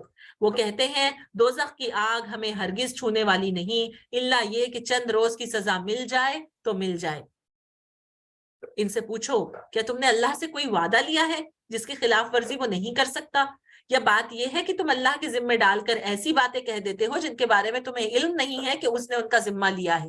ہم ایسے کہہ دیتے ہیں نا، نہیں اللہ تعالیٰ ایسا نہیں کرے گا، اللہ تعالیٰ مجھے جہنم میں نہیں ڈالے گا، اللہ تعالیٰ یہ کام نہیں کرے گا، نعوذ باللہ. ہم اللہ کا نام لے کر اس طرح حتمی باتیں نہیں کہہ سکتے. تو اللہ تعالیٰ کیا پوچھ رہے ہیں، کیا اللہ نے تم سے کوئی وعدہ لیا ہے؟ کیا تم نے اللہ سے کوئی وعدہ لیا؟ اشج ڈور بند. ان سے پوچھو کہ تم نے اللہ سے کوئی وعدہ لیا ہے جس کے خلاف ورزی وہ نہیں کر سکتا. بات یہ ہے کہ تم اللہ کے ذمے ڈال کر ایسی باتیں کہہ دیتے ہو جن کے بارے میں تمہیں علم نہیں کہ وہ اس نے کہی ہے. آخر تمہیں دوزخ کی آگ کیوں نہ چھوئے گی جو بھی بدی کمائے گا. اب یہ یونیورسل رول بتا رہے ہیں اللہ تعالیٰ. بلا من کسب سیئۃ، جس نے کسی نے برائی کی، وہ احاطت بہ خطیئتہ، اور اس کی برائیوں نے اس کو گھیر لیا، یعنی وہ برائی پر برائی کرتا جاتا ہے، معافی کی تو کوئی سین ہی نہیں ہے.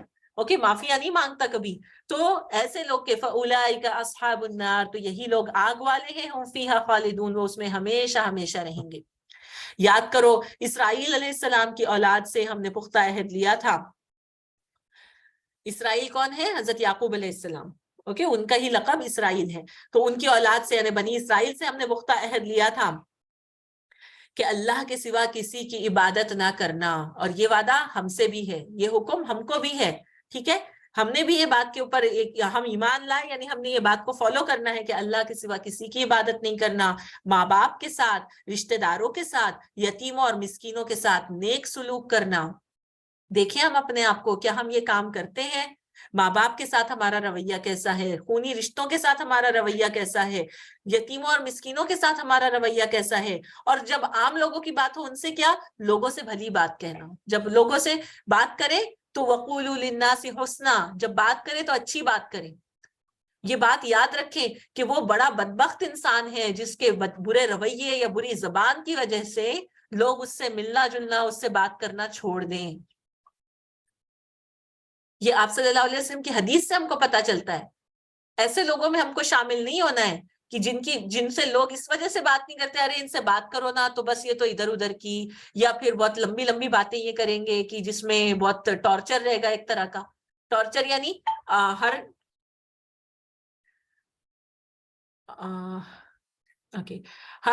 ہر بات میں تانا مار کے یا پھر ٹیڑھی بات کر کے اس طریقے سے بات کرنے والے نہیں. جب بات کرے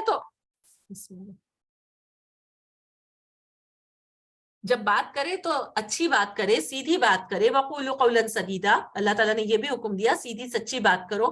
تو وَقُولُوا لِلنَّاسِ حُسْنًا، لوگوں سے حسن والی اچھی بات کرو، نیک بات کرو. اور اگر آپ کو نہیں آتی ہے ایسی بات کرنا، خاموشی کو اختیار کریں. خاموشی اختیار، آپ کو لگتا ہے اگر کہ آپ کی زبان پہ کنٹرول نہیں رہتا، چپ رہنے کو پسند کر لے. ٹھیک ہے، کہ زیادہ تر آپ خاموش رہا کریں اپنے آپ کو روکنے کے لیے، کیونکہ یہ زبان کی وجہ سے اکثر آپ نے فرمایا زبان کی وجہ سے اکثر عورتیں جہنم میں جائے گی، اور کما قال صلی اللہ علیہ وسلم.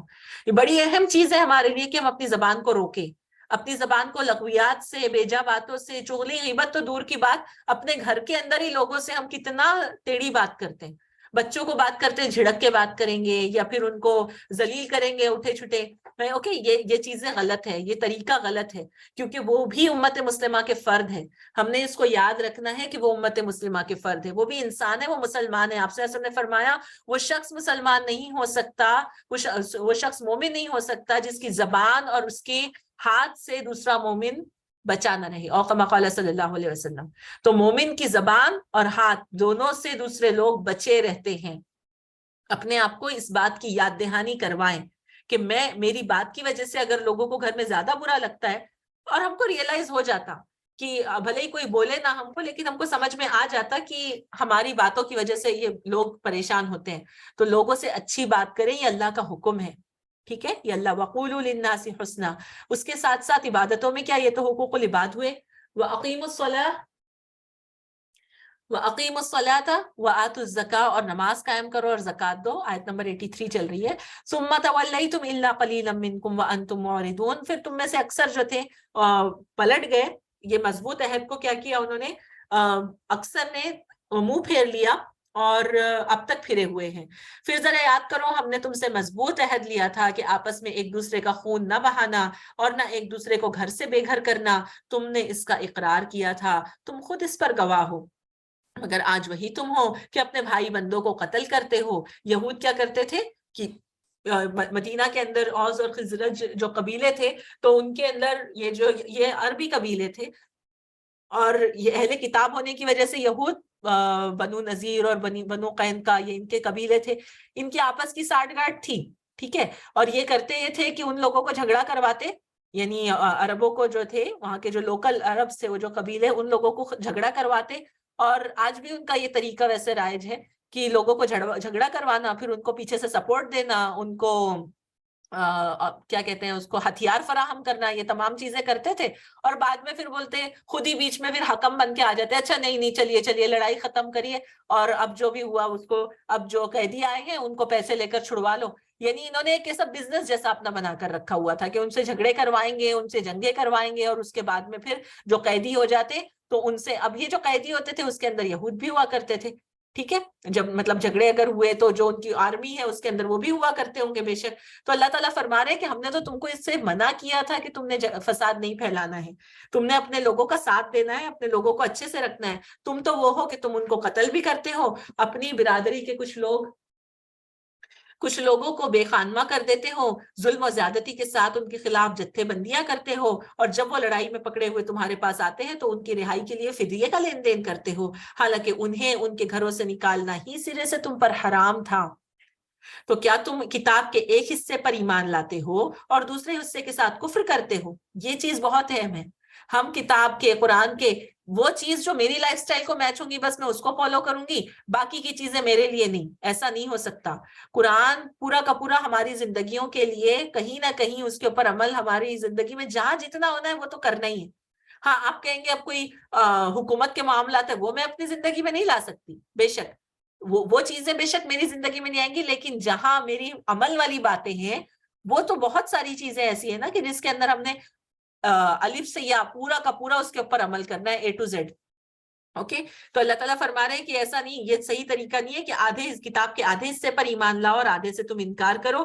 پھر تم میں سے جو لوگ ایسا کریں ان کی سزا اس کے سوا اور کیا ہو سکتی ہے کہ دنیا کی زندگی میں ذلیل و خوار ہو کر رہیں اور آخرت میں شدید ترین عذاب کی طرف پھیر دیے جائیں۔ اللہ تعالیٰ ہم سب کو اس سے بچائے۔ اللہ ان حرکات سے بے خبر نہیں ہے جو تم کر رہے ہو، یہ وہ لوگ ہیں جنہوں نے آخرت بیچ کر دنیا کی زندگی خرید لی ہے، لہٰذا نہ ان کی سزا میں کوئی تخفیف ہوگی اور نہ انہیں کوئی مدد پہنچ سکے گی۔ دیکھیے کتنی سخت ہے، نہ کوئی سزا کوئی کمی بھی نہیں ہوگی اور نہ ان کو کوئی مدد ملے گی۔ پھر آگے اللہ تعالیٰ آیت نمبر 87 میں فرماتے ہیں، ہم نے موسیٰ علیہ السلام کو کتاب دی، اس کے بعد پے در پے رسول بھیجے، آخرکار عیسیٰ ابن مریم کو روشن نشانیاں دے کر بھیجا اور روح پاک سے اس کی مدد کی۔ پھر یہ تمہارا کیا ڈھنگ ہے کہ جب بھی کوئی رسول تمہاری خواہشات نفس کے خلاف کوئی چیز لے کر تمہارے پاس آیا تو تم نے اس کے مقابلے میں سرکشی کی، کسی کو جھٹلایا اور کسی کو قتل کر ڈالا۔ انہوں نے انبیاء کو تک قتل کیا، اوکے، حضرت یحییٰ کو انہوں نے قتل کیا، حضرت اور دوسرے بہت سارے انبیاء کو انہوں نے قتل کیا۔ خود حضرت عیسیٰ علیہ السلام کے بارے میں ہم کو وہ واقعہ معلوم ہے کہ حضرت عیسیٰ علیہ السلام کو بھی قتل کروانے کے لیے ہی وہ لے کر گئے تھے پوری فوج کو نا، بادشاہ کو ریکویسٹ کر کے۔ تو یہ نبیوں کو بھی نہیں چھوڑتے تھے، اتنی بدبخت یہ قوم تھی، ٹھیک ہے۔ تو اللہ تعالیٰ فرما رہے ہیں کہ یہ کیوں تم کرتے تھے کہ نبی تمہاری خواہشات کے خلاف کوئی بات لے کر آتے، اوکے، تمہاری لائف سٹائل میں میچ نہیں ہوتی تھی تو تم کیا کرتے تھے، تم ان کی نافرمانی کرتے اور پھر ان کے خلاف جتھا بندی کر کے پلاننگ کر کے ان کو مار ڈالتے، بری طرح ان کو مار ڈالتے، اور پھر اس کے اوپر گھمنڈ کیا، وہ کہتے ہیں ہمارے دل محفوظ ہیں۔ وقالوا قلوبنا غلف، اللہ تعالیٰ فرما رہے بل لعنہم اللہ بکفرہم، تمہارے دل کوئی محفوظ نہیں ہے کہ اس کے اوپر کوئی خرابی نہیں چڑھے گی، بلکہ اللہ نے تو اس کے اوپر لعنت ڈالی ہوئی ہے تمہارے کفر کی وجہ سے۔ فقلیلا ما یؤمنون، تو بہت تھوڑا ہے جو تم وہ ایمان لاتے ہیں، کم ہی ہے وہ کم ایمان لے کر آتے ہیں۔ اب دیکھو تم کو پھر سے موقع ملا ہے، اہل کتاب سے خطاب ہے، اور اب جو یہ کتاب اللہ کی طرف سے ان کے پاس آئی ہے اس کے ساتھ ان کا کیا برتاؤ ہے۔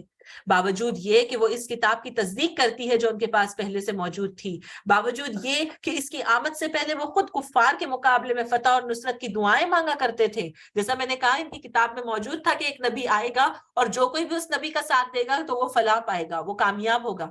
ٹھیک ہے، اور ان کو بھی معلوم تھا کہ نبی جب بھی آتے تھے تو اللہ تعالیٰ کی خاص مدد ان کے ساتھ میں ہوتی تھی، کیونکہ انہوں نے کئی نبیوں کو دیکھا، ان کی کتابوں میں انہوں نے پڑھا ہوا تھا. تو اب ان کو پہلے سے جب بھی یہ اگر عربوں کے اندر مطلب جب بھی ان کے آپسی جھگڑے ہوتے تو پھر مطلب یہ کیا دیتے تھے، دھوس دیتے تھے، ٹھیک ہے ابھی تم کو جتنا چلانا ہے ہمارے اوپر چلا لو، جب ہمارا نبی آئے گا نا تب ہم تم کو دیکھیں گے. تو یہ بات عربوں نے سن رکھی تھی ان کے منہ سے کہ ان کو معلوم تھا کہ نبی آنا ہے. ان کی کتاب میں لکھا ہے کہ ایک نبی آنا ہے جو کہ سچا نبی ہوگا اور ان کے ساتھ دینے والے کامیاب ہوں گے، اور یہ خود مانگتے تھے کہ وہ نبی جلدی آ جائے. لیکن حضرت محمد صلی اللہ علیہ وسلم بنی اسرائیل میں نہیں بنی اسماعیل میں پیدا ہو گئے، تو اب ان کی جو انا تھی وہ ہرٹ ہو گئی کہ ہمارے خاندان میں، ہمارے اس میں کیوں نہیں پیدا ہوئے، ہمارے لینیج میں کیوں نہیں پیدا ہوئے. وی ول ناٹ بلیو، ہم نہیں مانیں گے. یہ صرف واحد وجہ تھی اس کی کہ وہ نہیں ماننا چاہتے تھے کہ نہیں کیونکہ بنی اسرائیل میں پیدا نہیں ہوئے اسی لیے ہم محمد صلی اللہ علیہ وسلم کو نہیں مانیں گے. اس کے علاوہ جو ان کی خصلت تھی، جو فطرت اللہ تعالیٰ بتا رہے ہیں کہ نفسیات کی ان کے خلاف جو کوئی بھی بات آئی تو انہوں نے اس کو قبول کرنے سے انکار کیا. تو اللہ تعالیٰ فرماتے ہیں کہ مگر جب وہ چیز آ گئی جسے وہ پہچان بھی گئے تو انہوں نے اسے ماننے سے انکار کر دیا. خدا کی لعنت ان منکرین پر، کیسا برا ذریعہ ہے جس سے یہ اپنے نفس کی تسلی حاصل کرتے ہیں. اللہ تعالیٰ ہم سب کو ایسی چیز سے بچائے جو اپنے دلوں کو اطمینان کے لیے انسان غلط راستے پر چلا جائے. کس سے تسلی حاصل کرتے ہیں کہ جو ہدایت اللہ نے نازل کی ہے اسے قبول کرنے سے صرف اس ضد کی بنا پر انکار کرتے ہیں کہ اللہ نے اپنے فضل سے اپنے جس بندے کو چاہا نواز دیا، لہٰذا اب یہ غضب بالائے غضب کے مستحق ہو گئے اور ایسے کافروں کے لیے سخت ذلت آمیز سزا ہے. کیوں یہ انکار کر رہے ہیں؟ کیونکہ یہ ہمارے اندر سے نہیں ہے. وہ فلاں بندے کو اللہ تعالیٰ نے نعوذ باللہ یعنی محمد صلی اللہ علیہ وسلم کو کیوں انہوں نے نبی بنا دیا اللہ تعالیٰ نے، ہم نہیں مانیں گے. جب ان سے کہا جاتا ہے آگے آیت نمبر 91 میں اللہ تعالیٰ فرماتے ہیں جب ان سے کہا جاتا ہے کہ جو کچھ اللہ نے نازل کیا ہے اس پر ایمان لاؤ تو وہ کہتے ہیں ہم تو صرف اس چیز کو پر ایمان لاتے ہیں جو ہمارے ہاں یعنی اسرائیلی نسل میں اتری ہے. اس دائرے کے باہر جو کچھ آیا ہے اسے ماننے سے وہ انکار کرتے ہیں. یعنی ہماری کتابوں کے اندر جو ہے نا بس ہم ان کو مانیں گے، ہاں ہوں گے وہ اللہ کے نبی لیکن ہم نہیں مانتے کیونکہ وہ ہماری نسل میں پیدا نہیں ہوئے، حالانکہ وہ حق ہے اور اس تعلیم کی تصدیق اور تائید کر رہا ہے جو ان کے پاس پہلے سے موجود تھی. کس بات سے ملتی جلتی چیز لگتی ہے؟ آج ہمارے اندر مسلمانوں کے اندر کیا ایسے فرقے نہیں بنا لیے ہم نے کہ نہیں جو ہمارے فرقے والے لوگ کہیں گے، ہمارے جو عالم صاحب کہیں گے ہم اسی کو مانیں گے، ہم دوسری چیز کو نہیں مانیں گے. دوسروں کی بات بھلے ہی حق ہوں گی لیکن ہم اس کو قبول نہیں کریں گے کیونکہ یہ ہماری جماعت کے لوگوں نے نہیں کہا یا ہمارے علماء نے نہیں کہا. علماء سچ کہتے ہیں، ٹھیک ہے، جو مطلب اللہ تعالیٰ ہم سب کو صحیح طریقے کے صحیح علماء سے ہی فیض یاب کرے، لیکن اس کا یہ مطلب نہیں کہ کوئی اور اگر حق کہیں اور سے ملے تو ہم اس کو قبول نہ کریں. یہ بات غلط ہے. ٹھیک ہے، تو ہم نے اس کا خیال رکھنا ہے کہ حق جہاں سے بھی ہم کو ملے، قرآن اور حدیث کی بات اور صحیح اوتھینٹک بات جہاں سے ہم کو مل رہی ہے ہم نے اس کو قبول کرنا ہے، ہم نے اس کو ماننا ہے. تو اللہ تعالیٰ فرماتے ہیں کہ یہ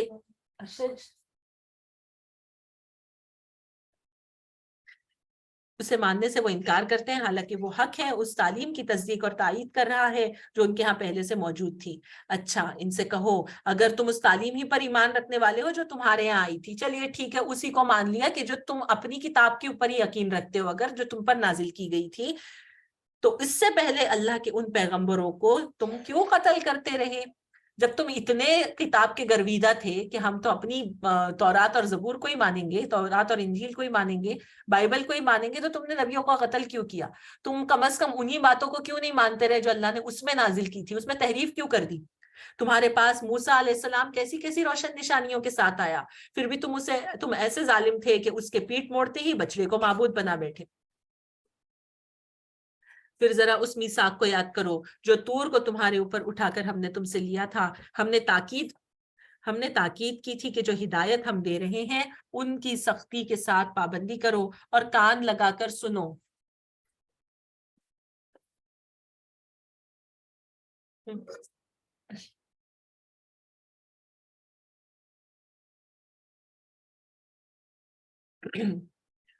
تمہارے اسلاف نے کہا کہ ہم نے سن لیا مگر مانیں گے نہیں.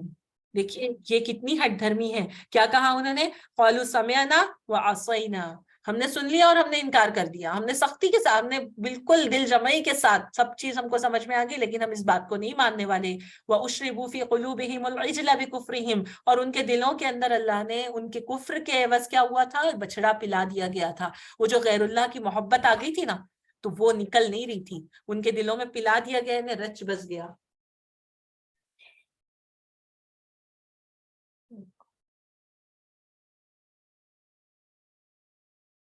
اور ان کی باطل پرستی کا حال یہ تھا کہ دلوں میں ان کے بچڑا ہی بسا ہوا تھا.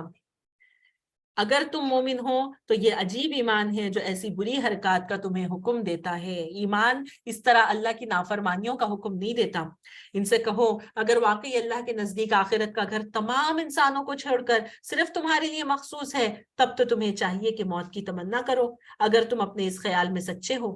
یقین جانو یہ کبھی اس کی تمنا نہ کریں گے، اس لیے کہ اپنے ہاتھوں جو کچھ کما کر انہوں نے وہاں بھیجا اس کا اقتدا، اس کا یہی ہے کہ وہ وہاں جانے کی تمنا نہ کریں. یعنی جو کچھ بھی انہوں نے برائیاں کی ہے نا، اس کی وجہ سے کبھی یہ نہیں مانگیں گے کہ ہم کو موت آئے. اوکے، اللہ ان ظالموں کے حال سے خوب واقف ہے. تم انہیں سب سے بڑھ کر جینے کا حریص پاؤ گے. دیکھیے زندگی مانگنا، زندگی کی دعائیں مانگنا یہ کوئی غلط بات نہیں ہے. ٹھیک ہے، ہم بچوں کو دعا دیتے ہیں 1000 سال جیو. پریکٹیکل دعا دے ذرا. 1000 سال جی کر کوئی کیا کرے گا؟ حضرت نوح علیہ السلام جیے تھے 1000 سال. 1000 سال تو ہی جیتا بھی نہیں آج کے اس میں. ٹھیک ہے، جو دعا دے تو اس کو صحیح طریقے سے دے. اللہ تعالیٰ ہم کو صحت والی، عبادت والی لمبی عمر دے. اوکے، ہم کو لمبی عمر ملے تو کمانے کے لیے، کھانے کے لیے، دنیا انجوائمنٹ کے لیے نہیں. اللہ تعالیٰ ہمارے اعضاء کو آخری وقت تک سلامت رکھ، اس لیے کہ ہم تیری اچھی عبادت کر سکے، ہم تیرے علاوہ کسی کے اوپر ڈیپینڈ نہ ہوں. اوکے، تو عمر، طویل عمر مانگنا یا پھر عمر مانگنا، اور خاص طور پہ آپ صلی اللہ علیہ وسلم ارذل العمر سے پناہ مانگتے تھے. اللہم انی اعوذ بک من ارذل العمر. اوکے، تو ارذل العمر یعنی ایسی عمر جس کے اندر ساکھ پلٹ جاتی، جس کے اندر بچے کی طرح دماغ ہو جاتا، یا ساری چیزیں بیڈ ریڈن ہو جاتا بندہ. اوکے، ہر کسی چیز کے لیے بچے کے جیسا ڈیپینڈ رہتا ہے بوڑھا ہونے کے بعد، ہے نا. آپ صلی اللہ علیہ وسلم نے اس سے پناہ مانگی. تو یہاں پر اللہ تعالیٰ اس کی طرف اشارہ کر رہے ہیں، یہ لوگ دنیا کو حریص کیوں تھے؟ تو تم انہیں سب سے زیادہ جینے کا حریص پاؤ گے. حتیٰ کہ اس معاملے میں مشرکوں سے بھی بڑے ہوئے ہیں.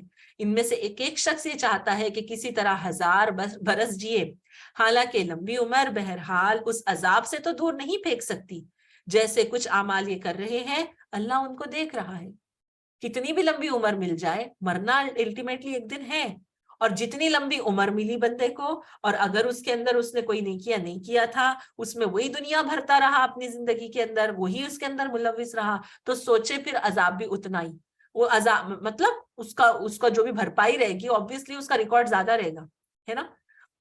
اکثر جب ہم شاپنگ کے لیے جاتے ہیں تو آپ اگر بہت ساری شاپنگ کر لیتے تو اتنا لمبا سا آپ کو بل نکال کے دیتے ہیں. آپ نے 50 چیزیں خریدی تو آپ کے ہاتھ سے لمبا آپ کو پیپر نکلا ہوا دکھے گا کہ اس میں یہ چیزیں خریدی. میں اکثر اس کو نامہ اعمال کہتی ہوں. یہ ہمارا نامہ اعمال دیکھیے، ہم نے اتنی چیزیں خریدی، اب اس کو پڑھنا بھی ہم کو دشوار ہوتا ہے، رائٹ. جتنا زیادہ دنیا کے اندر ہم یہ کہیں گے، اس کا یہ مطلب بھی نہیں کہ ہم موت کی تمنا کریں. اوکے، بالکل بھی یہ نہیں. اللہ تعالیٰ سے ہم نے ابھی جیسے میں نے کہا صحت، عبادت، عافیت والی عمر مانگنا ہے. جتنی اللہ تعالیٰ عطا کرے وہ بامقصد زندگی ہم جیے، اس سے کوئی فائدہ ہم کو ہماری آخرت کے لیے جو ہم نے بھیجا، ہم پرسکون ہو کہ ہاں اگر میں مر بھی گئی تو میرے لیے کچھ ہے جو میں نے آگے بھیجا ہے. میں نے کچھ صدقہ خیرات کیے ہوئے ہیں، میں نے نیکیاں بھیجی ہوئی ہے، میں نے زندگی فرما برداری کی گزاری ہوئی ہے. یاد رکھیں آپ صلی اللہ علیہ وسلم نے فرمایا تم جس طرح زندگی گزارو گے تم کو اسی طرح موت آئے گی، جس طرح تم کو موت آئے گی اسی طرح تم اٹھائے جاؤ گے. زندگی بھر بدعتوں میں رہ کر، رسم و رواج میں رہ کر انسان یہ سوچے، یا پھر ناچ گانوں میں رہ کر اور انٹرٹینمنٹ کی دنیا میں رہ کر یہ سوچے کہ آخری وقت پہ کلمہ اپنے آپ نازل ہو جائے گا، تو اللہ تعالیٰ ہی اس کا مددگار ہے. ہم اگر اپنی زندگی ایمان پر، نیکیوں پر، صحیح طریقے پر نہیں گزارے، ہر وقت ہر لمحہ ہم کو ہماری زبان پر اللہ کا ذکر نہیں ہے، یہ یاد نہیں ہے کم از کم کہ کوئی چیز گر گئی، کوئی چیز چپ گئی، کوئی چیز او نو، او شٹ، او مائی، یہ نکلتا ہے اگر زبان سے، استغفر اللہ، لا حول نہیں نکلتا، کلمہ نہیں نکلتا، اللہ بسم اللہ نہیں نکلتا. ہمارا صحیح طریقہ کیا ہے؟ اگر ٹھوکر بھی لگے کوئی بچہ گر گیا, کہیں کوئی چوٹ لگی, بسم اللہ کہنا ہے, اللہ کا نام لینا ہے, ٹھیک ہے. اس طریقے کو اپنی زندگی میں رائج کریں. اگر کہیں چٹکا لگ گیا, کوئی چیز چپ گئی, استغفر اللہ کہے, کچھ بھی زبان سے اللہ کا ذکر کریں, جو نکلے زبان سے وہ اللہ کا ذکر کریں. اوکے, دنیاوی اس میں نہ جائیں, او نو, او شٹ, نعوذ باللہ, یہ ایسے غلط الفاظ بھی بالکل ہم نے استعمال نہیں کرنا ہے. خیر, زندگی اچھی گزارنی ہے تاکہ موت اچھی آئے اور لمبی عمر بھی ملے تو وہ عبادت والی ملے, صحت والی ملے ہم کو. تو اللہ تعالیٰ فرماتے ہیں ان سے کہو کہ جو کوئی جبریل سے عداوت رکھتا ہے وہ اسے معلوم ہونا چاہیے کہ جبریل نے اللہ ہی کے اذن سے یہ قرآن تمہارے قلب پر نازل کیا ہے, جو پہلے آئی ہوئی کتابوں کی تصدیق اور تائید کرتا ہے اور ایمان لانے والوں کے لیے ہدایت اور کامیابی کی بشارت بن کر آیا ہے. اگر جبریل سے ان کی دشمنی کا سبب یہی ہے تو کہہ دو کہ جو اللہ اور اس کے فرشتوں اور اس کے رسولوں اور جبریل اور میکائیل کے دشمن ہے, اللہ ان کافروں کا دشمن ہے. ہم نے تمہاری طرف ایسی آیات نازل کی ہے جو صاف صاف حق کا اظہار کرنے والی ہے, اور ان کی پیروی سے صرف وہی لوگ انکار کرتے ہیں جو فاسق ہیں. اوکے, جو فاسق ہے وہ انکار کرتے ہیں اللہ تعالیٰ کی نشانیوں سے, اللہ تعالیٰ کی آیتوں سے. کیا ہمیشہ ایسا نہیں ہوتا رہا کہ جب انہوں نے کوئی عہد کیا تو ان میں سے ایک نہ ایک گروہ نے اسے ضرور ہی پیٹ پیچھے ڈال دیا؟ بلکہ ان میں سے اکثر ایسے ہیں جو سچے دل سے ایمان نہیں لاتے, اور جب ان کے پاس اللہ کی طرف سے کوئی رسول اس کتاب کی تصدیق اور تائید کرتا ہوا آیا جو ان کے ہاں پہلے سے موجود تھی, تو ان اہل کتاب میں سے ایک گروہ نے کتاب اللہ کو اس طرح پیٹ پیچھے ڈال دیا جیسے وہ کچھ جانتے ہی نہیں. یعنی جب محمد صلی اللہ علیہ وسلم ان کے درمیان آئے تو انہوں نے کیا کیا کہ اللہ کی کتاب جو آلریڈی ان کے پاس تھی وہ سب کو انہوں نے بھلا دیا, اور صرف وہ اپنی حسد میں اور مطلب اپنی دل کی رنجشوں کے اندر گھلے رہ گئے, اور لگے ان چیزوں کی پیروی کرنے جو شیاطین سلیمان علیہ السلام کی سلطنت کا نام لے کر پیش کیا کرتے تھے.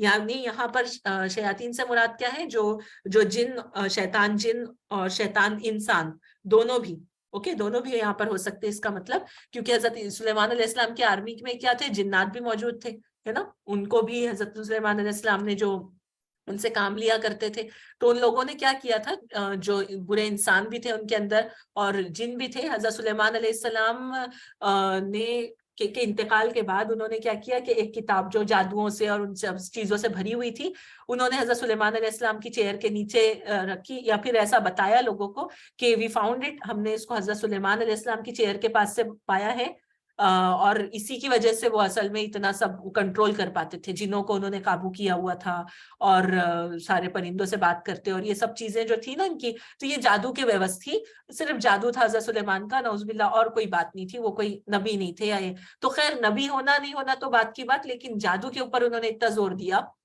اور پھر اسی ذریعے سے لوگوں کو وہ جادو سکھانے لگے. اب لوگ, انسان تو کیوریس ہوتا ہے نا کہ سپر نیچرل پاور کچھ اس کو مل جائے, جنات اس کے قابو میں آ جائے, وہ ہوا میں اڑے, یہ فلاں کرے.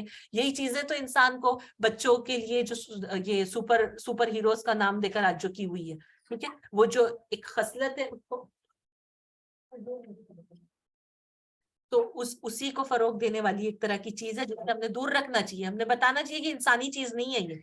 اوکے, خیر, تو انہوں نے کیا کیا, حضرت سلیمان علیہ السلام کا نام لے کر کہ نعوذ باللہ حضرت سلیمان بھی جادو کرتے تھے, کفر کرتے تھے, تو یہ وہی چیز ہے جو ہم تم کو سکھا رہے ہیں. تو اللہ تعالیٰ یہاں پر حضرت سلیمان علیہ السلام کا دفاع کر رہے ہیں. وَمَا كَفَرَ سُلَيْمَانُ وَلَكِنَّ الشَّيَاطِينَ كَفَرُوا. سلیمان علیہ السلام نے کوئی کفر نہیں کیا تھا, وہ کوئی جادو نہیں تھا جس کے بلبوتے پر انہوں نے جنوں کو اپنے قابو میں کیا. اللہ کی رحمت تھی وہ, تو ہم آگے پڑھیں گے اس کی تفصیلات. اللہ تعالیٰ نے ان کو وہ طاقت عطا کی تھی, ٹھیک ہے. تو اللہ تعالیٰ فرماتے ہیں یہ لوگ پھر کیا کرتے تھے, اصل میں جو کفر تھا, جادو دراصل کفر ہے, کسی بھی طرح کا جادو, اس کو سیکھنا سکھانا کفر ہے, اس سے ہم نے دور رہنا چاہیے. اللہ تعالیٰ ایسے لوگوں کے شر سے ہم کو بچائے اور لوگوں کو توفیق دے کہ حسد کی بنا پر, بے بنیاد چیزوں کی بنا پر, جیلسی کی بنا پر لوگوں سے بدلے لینے کے لیے جادو جیسی گھٹیا اور کفر سے بھری ہوئی چیز نہ کریں.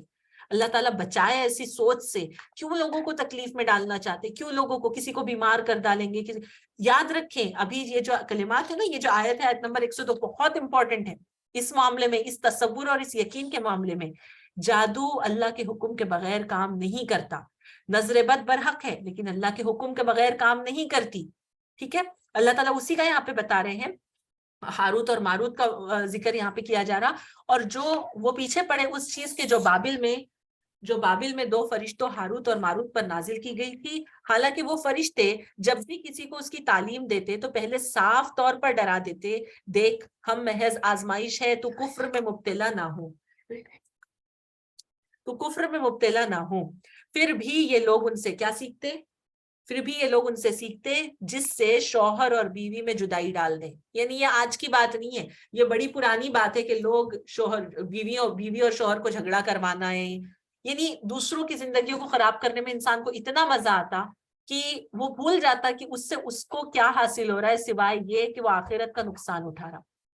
ٹھیک ہے, اس سے بہت پرہیز کرنے کی ضرورت ہے, اس سے بچنا ہے, ہم سب نے بچنا ہے اس سے. اللہ تعالیٰ ہم سب کو امان میں رکھے, ہمارے اہل و عیال کو امان میں رکھے, اور جو کوئی بھی جادو جیسے فتنے کے اندر مبتلا ہے, اللہ تعالیٰ ان سب کو اپنی رحمت سے, اپنی حکم سے تمام تر چیزیں, ان کی تکلیفیں, پریشانیاں, جو کچھ بھی بے شک اس کے اذن سے ہی ہے, اللہ تعالیٰ اس سے دور کر دے, امان میں رکھ دے, ان کی حفاظت کرے. تو اللہ تعالیٰ فرماتے ہیں وَمَا هُمْ بِضَارِّينَ بِهِ مِنْ أَحَدٍ إِلَّا بِإِذْنِ اللَّهِ. ظاہر تھا کہ اللہ کے حکم کے بغیر وہ اس ذریعے سے کسی کو کوئی نقصان نہیں پہنچا سکتے تھے. سورہ بقرہ, آپ صلی اللہ علیہ وسلم نے فرمایا سورہ بقرہ کے بارے میں کہ جس گھر میں سورہ بقرہ جو ہے یہ جادو اس کے اوپر کام نہیں کرتا. جو کوئی بھی سورہ بقرہ پڑھتا ہے, ٹھیک ہے, جادوگروں کا کام اس کے اوپر نہیں چلتا.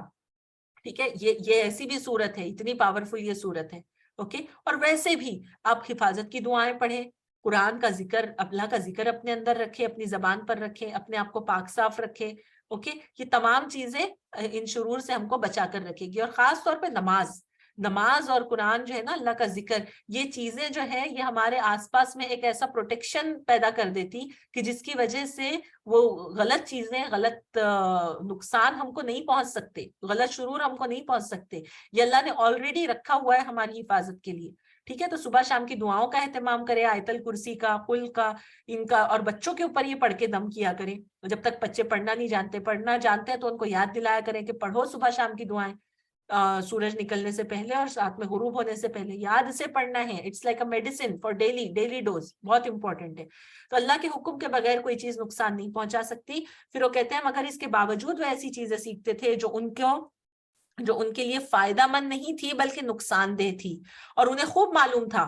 یعنی جو کفر کرتے ہیں نا, یہ جو جادو سیکھتے ہیں, ان کو معلوم رہتا ہے کہ یہ چیز ان کا آخرت برباد کر دے رہی, تباہ کر دے رہی. تو اللہ تعالیٰ فرما رہے ہیں ان کو معلوم تھا کہ جو اس چیز کا خریدار بنا اس کے لیے آخرت میں کوئی حصہ نہیں.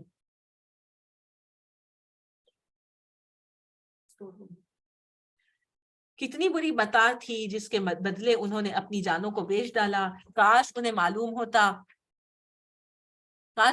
ہوتا اگر وہ ایمان اور تقوی اختیار کرتے تو اللہ کے ہاں اس کا جو بدلہ ملتا وہ ان کے لیے زیادہ بہتر تھا. ٹھیک ہے, آج کیونکہ ہمارا کچھ بیچ میں ڈسٹربنس بھی ہوا تھا, اس وجہ سے کچھ وقت اوپر لینا پڑا. آج انشاءاللہ ہم یہاں پر روکیں گے. ہم نے جو وعدہ کیا ہے کہ 11:30 یعنی 2 گھنٹے کا سیشن, تو انشاءاللہ اس سے زیادہ ہم نہیں آگے بڑھائیں گے. اللہ تعالیٰ ہمارے وقت میں برکت دے, ہم سب کو توفیق دے کہ جو کچھ ہم نے سیکھا اس کے اوپر ہم عمل کریں. اللہ تعالیٰ قرآن کی برکت سے اس کی ہمارے حال پر رحم کرے, تمام بیماروں کو اللہ تعالیٰ شفا یاب کرے, اللہ تعالیٰ تمام مرحومین کی مغفرت کرے. اللہ تعالیٰ ہم سب کو ہر ظاہری اور باطنی بیماری سے بچا کر رکھے. وہ عالم الغیب والشہادہ ہے, وہ جانتا ہے ہمارے اندر کیا کیا کچھ چل رہا ہے. اللہ تعالیٰ تیری رحمت سے, تیری محبت کے ساتھ, تیرے کرم کے ساتھ ہماری اندرونی بیماریاں, ہماری دلوں کی بیماریاں, ہماری فزیکل بیماریاں, تمام تر بیماریوں سے ہم سب کو شفا یاب کر دے. ہم پر رحم کر, ہمیں اس لائق رکھ کہ ہم تیری اچھی عبادت کر سکیں. ہمارے اعضاء کو سلامت رکھ, ہم سب کے دلوں کو سلامت رکھ, ہمارے ایمان کو سلامت رکھ. ہم کو توفیق دے کہ ہم صاحب قرآن بنیں. ہم کو توفیق دے کہ ہم گناہوں سے بچ کر رہیں, ہم صرف اور صرف تیری عبادت کریں, اور ہم سب کو شرک سے بچا, ہم سب کو کفر سے بچا, ہم سب کو ایک اچھی نیک صالح اور محسن کی زندگی عطا کر. آمین ثم آمین. اقول قولی هذا استغفر الله لي ولكم ولسائر المسلمين والمسلمات. سبحانك اللهم وبحمدك نشهد ان لا اله الا انت نستغفرك ونتوب اليك. ربنا تقبل منا انك انت السميع العليم وتب علينا انك انت التواب الرحيم. جزاكم الله خير. السلام عليكم ورحمة الله وبركاته.